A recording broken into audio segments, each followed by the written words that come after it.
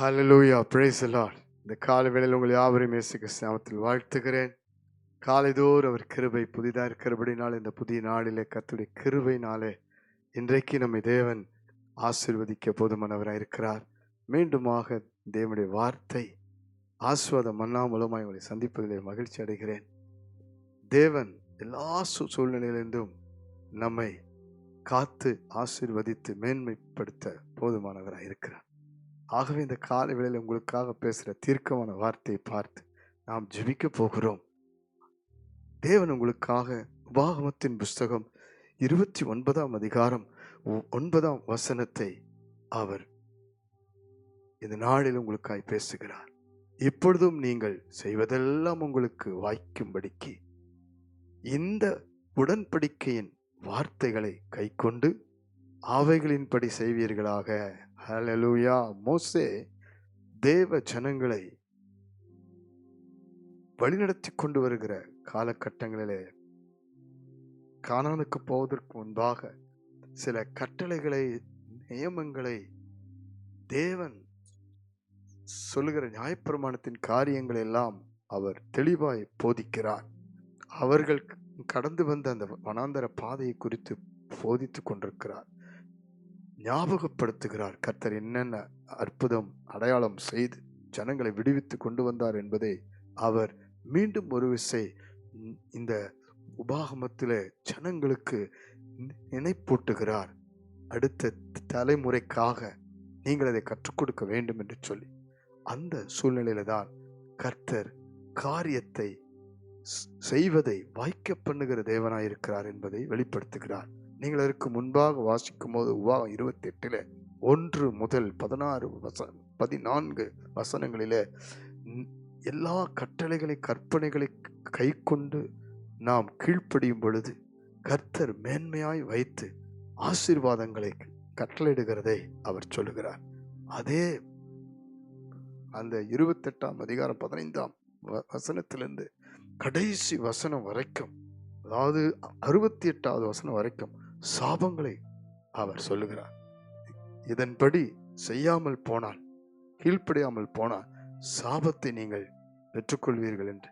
பிரியமானவர்களே, வேதம் சொல்லுகிறது. கர்த்தருடைய வேதத்தில் பிரியமாய் இருந்து இரவும் பகலும் அதை தியானிக்கிற மனுஷன் பாக்கியவான், அவன் செய்வதெல்லாம் வாய்க்கும் என்று சொல்லி வேதத்தில் வாசிக்கிறோம். சங்கீதம் 1:3 நாம் இன்றைக்கு வேத வார்த்தையின்படி கீழ்ப்படிவதை தேவன் விரும்புகிறார்.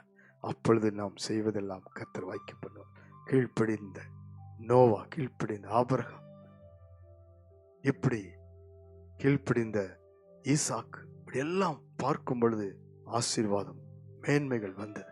அது மாத்திரமே லூக்காவின் புஸ்தகம் 5ஆம் அதிகாரம் 4:5 ஆண்டவராய் இயேசு கிறிஸ்து போதகம் பண்ணின பின்பு சீமோனை பார்த்து சொல்லுகிறார், சற்று ஆழத்திலே தள்ளி கொண்டு போய் வலையை போடு என்று சொன்ன பொழுது, ராமுழுதும் பிரயாசப்பட்டு ஒன்றும் அகப்படவில்லை, ஆகிலும் உடைய வார்த்தையின்படி வலையை போடுகிறேன்.